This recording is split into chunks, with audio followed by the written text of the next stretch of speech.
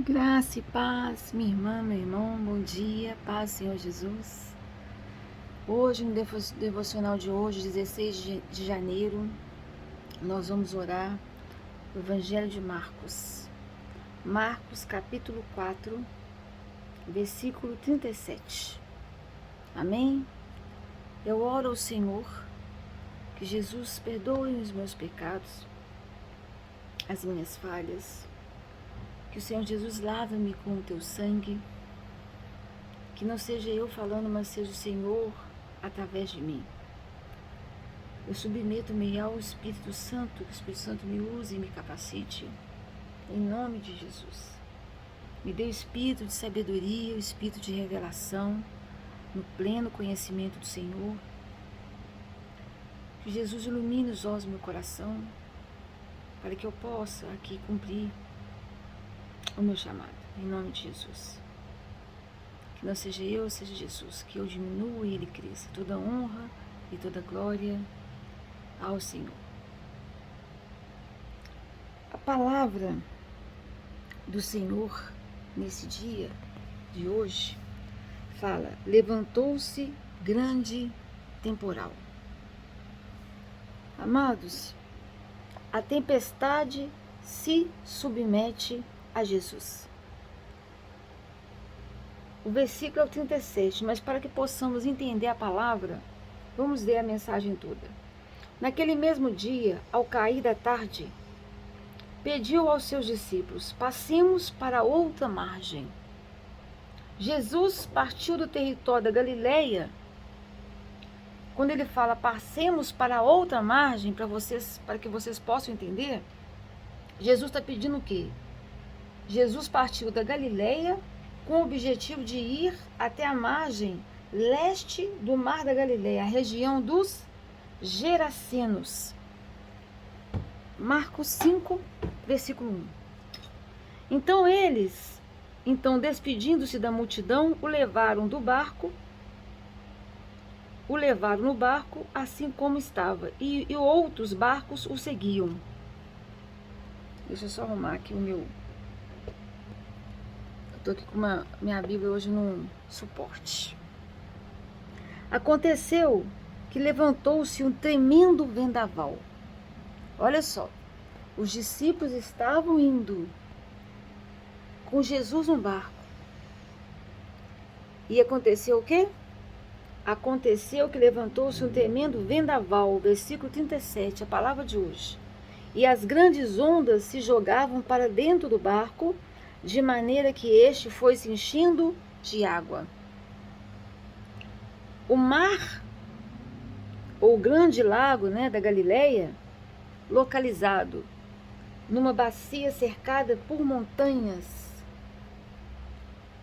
onde se destaca o Monte Hermon, onde hoje é sujeito a grandes tempestades que descem às vezes os altos montes e atingem com violência o lago de Quinerete ou Tiberíades, que fica 200 metros abaixo do nível do mar Mediterrâneo. Então, Jesus estava na popa, dormindo tranquilo, com a cabeça sobre um travesseiro. E os discípulos o despertaram e suplicaram: Mestre, não se importa que perecemos? Queridos, olha que mensagem, que estudo, que nos ensina tanto aqui hoje. A impetuosidade e o temor dos discípulos ilustram claramente o comportamento humano nosso, o nosso comportamento humano diante das várias situações adversas da vida. Jesus está comigo, Jesus está contigo, mas basta que as circunstâncias não estejam de acordo com o que eu quero, com o que você quer, para que a gente desespere. Jesus, Jesus, onde você está? Você me abandonou? Você quer que nós perecemos? Esses dias eu falei com meu esposo: Aguarda em Cristo, espere. Espere, as coisas vão melhorar. Não olhe para o homem, olhe para Deus.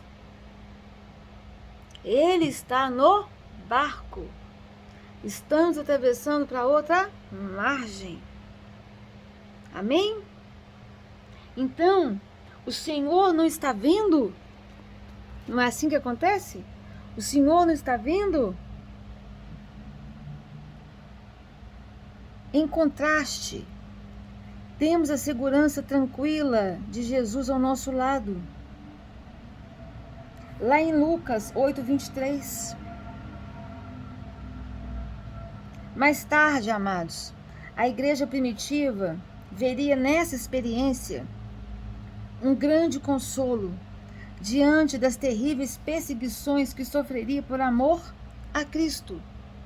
Hoje, eu vejo a nossa vida nessa ilustração. Nós, o tempo todo, nós que temos Cristo, nós cuja vida nós já entregamos para Jesus, andando dentro do barco, com Jesus lá dentro. Você que já entregou a vida para Jesus, Jesus está dormindo. Nessa ilustração, com a cabecinha no travesseiro, descansando. Porque você confia a sua vida a Cristo e descansa. Pode vir tempestade, o sol depois, o arco-íris, tempestade de novo, descansa. Você pode ficar lá assim, ó. As águas, as tempestades vão bater e não vão acontecer nada com você, porque Jesus está no barco. Então, a igreja primitiva vai ver nessa experiência um consolo diante de quê? Das terríveis perseguições que vão sofrer por amor a Cristo e a evangelização dos povos. Então, por isso, desde os primórdios, a figura do barco passou a ser identificada como um dos símbolos da igreja e na arte cristã. É compreensível que sintamos medo e insegurança. Todavia, Jesus não admite que seus filhos, nós, seus filhos, sejamos covardes. Amém? Pessoas que perdem o ânimo, a vontade de lutar e se desesperam, tímidos no sentido de medrosos, pois não confiam em um amigo que os possa ajudar. É essa mensagem que Deus quer que eu compartilhe com você nessa manhã. Nossa fé deve ir além da certeza que Jesus está conosco, meu amado e minha amada irmã. A nossa fé não é por vista. A nossa fé é em Cristo. A nossa fé deve ir além da certeza que Jesus está conosco e pode sanar qualquer dificuldade. Devemos crer que haja o que houver, Ele nos ajudará a atravessar os problemas e a chegar em terra firme, conforme o Salmo 23. Que inclusive esses dias eu orei e Deus mandou eu dar um estudo sobre ele, amém? Então, vamos para o devocional de hoje. E o devocional de hoje, Então, o devocional de hoje, levantou-se um grande temporal, né? Marcos 4:37. Algumas das tempestades na vida vêm de repente.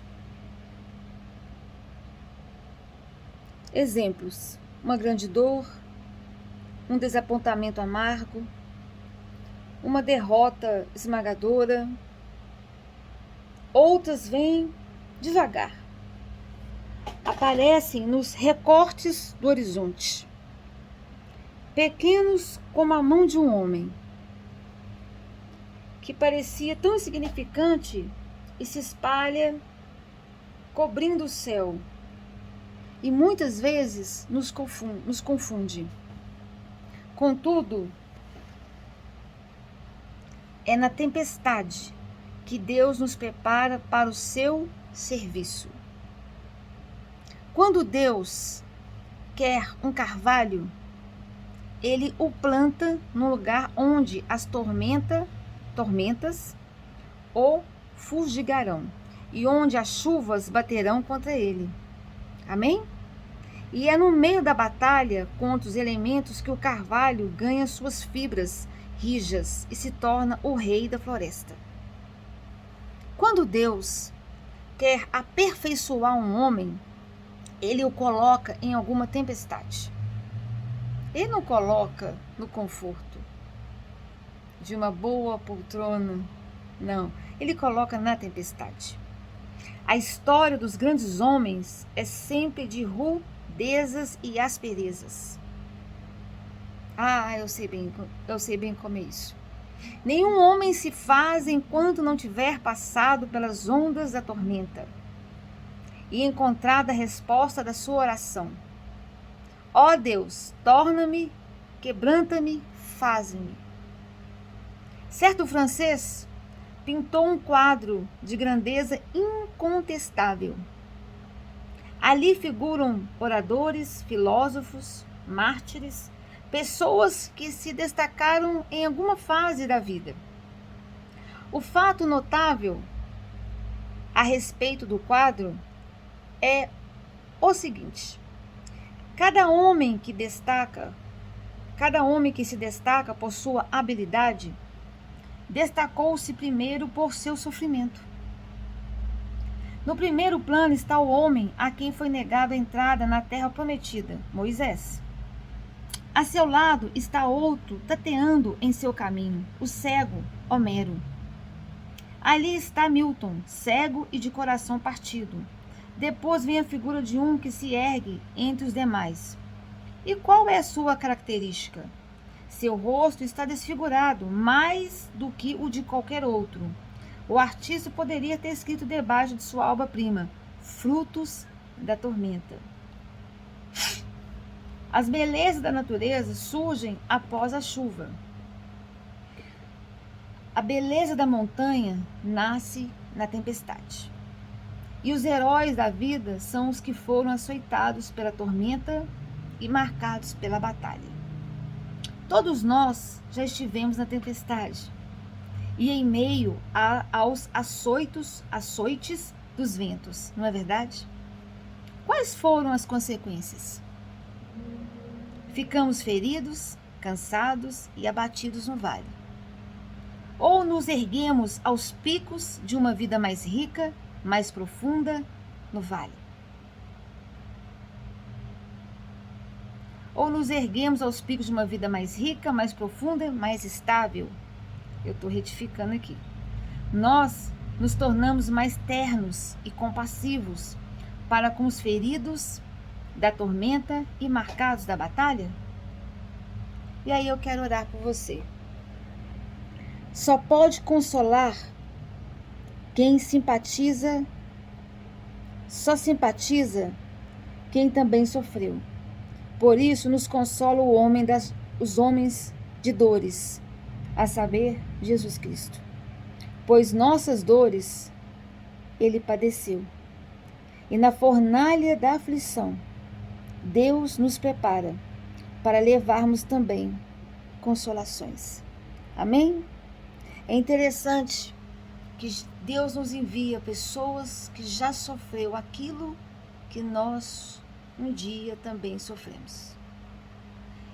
Um dia sofremos, padecemos, choramos, e Jesus veio e levou sobre si as nossas dores e enfermidades. E nos curou, cicatrizou, e nós olhamos para trás e falamos: nossa, o Senhor Jesus me tirou daquele cativeiro. E hoje estou liberta. Louvado seja o Senhor. Aí aqui na frente vem uma pessoa toda ferida, assim, marcada, machucada, sangrando. Ela vem procurar outra coisa. Mas quando você vê, ela não quer essa coisa. Ela quer Jesus. Ela quer aquilo que um dia Jesus fez por você. O seu testemunho. Porque na fornalha da aflição, Deus nos prepara para levarmos também consolação. Então, levantou-se grande temporal. Todos os dias, amados. Mas lembre-se, Jesus está no barco. Graça e paz. Deus abençoe nesse dia e sempre.